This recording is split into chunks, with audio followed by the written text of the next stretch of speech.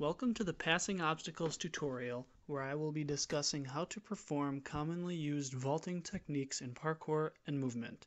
Before you begin, mark a starting and finishing point about 5 yards away on each side of your obstacle. We'll call these point A and point B. Introducing the step vault or safety vault, a simple but effective technique to pass an obstacle that is about waist high. Approach the obstacle placing both hands on top, about shoulder width apart. Then place your left foot on top, also shoulder width distance from your left hand. Push and support yourself with these 3 limbs, bending your right knee and tucking it to your chest. When it makes contact with your left elbow, remove your left hand and balance.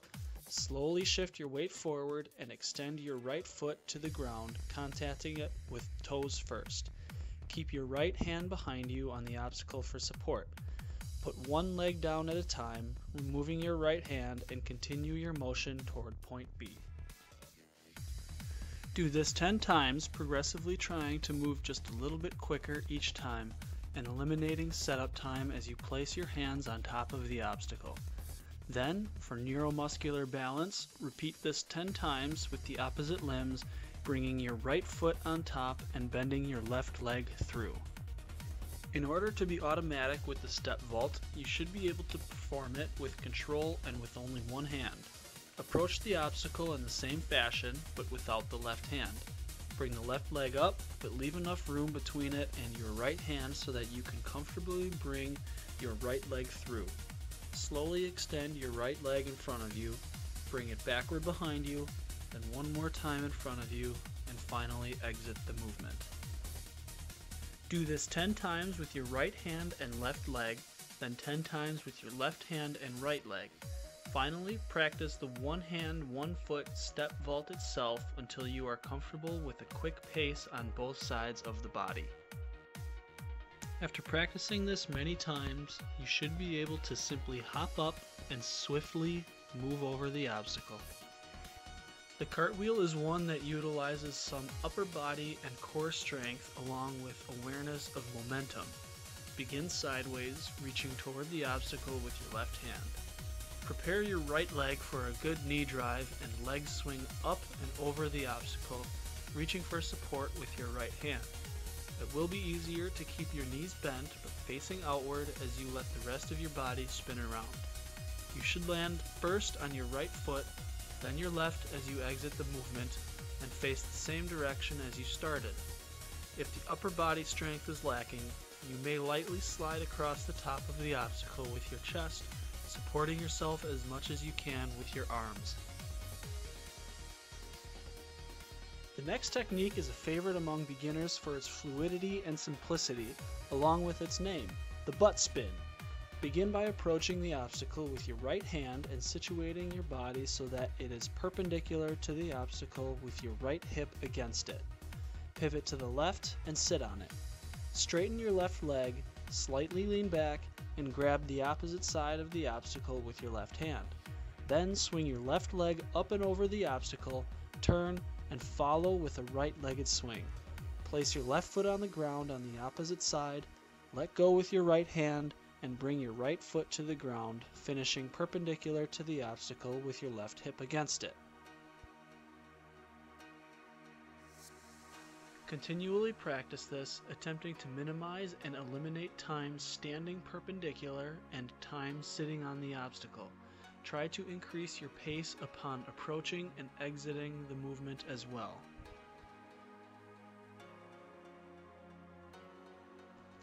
When you have achieved a brisk pace with no breaks in movement, practice on the opposite side. Left hand first, left hip, right-legged swing, followed by the left. Another common vault for beginners is the two-handed jump vault, where you simply place both your hands on the obstacle, jump, and clear it. I don't show it in this video, but if you can't clear it to start, jump up and land on it with your feet, keeping your hands on, and jump down. Repeat this, minimizing time spent with your feet on top until they don't touch it. Once other vaults have been mastered, this technique isn't used as much, but it does help in progressing toward a turn vault. For agility conditioning, bounce back and forth without pause.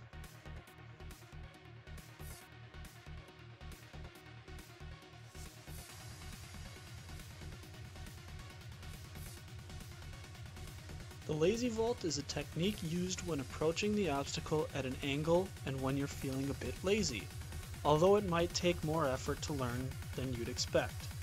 Approach the obstacle with your right hand, once again, body perpendicular to it with your right hip closest.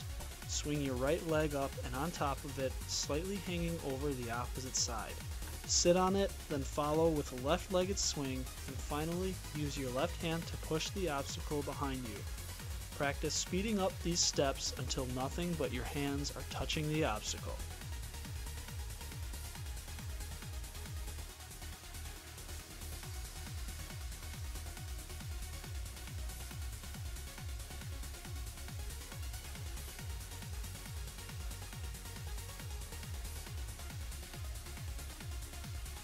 The purpose of the speed vault is for just that, speed.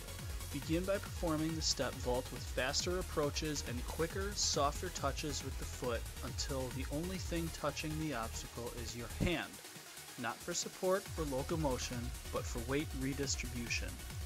You should be able to sprint, jump, and clear it, bringing your body parallel to the obstacle. When you are able to clear it, push your hips forward a bit for smooth transitioning and striding as you exit the movement, bringing down the same foot as you jumped off of. A more complex vault, but a favorite among many movers, is the Catpass or Kong vault. I have a separate tutorial describing the progression and split step approach to this technique, so if you'd like to learn it, please click the link.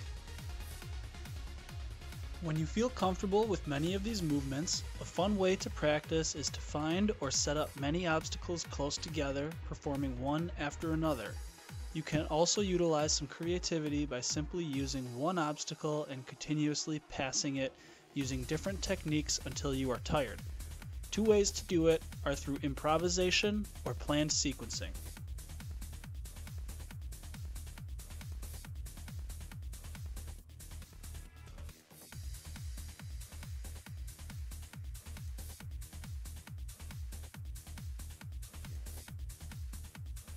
That concludes the vaulting tutorial. I hope you enjoyed it and learned a lot.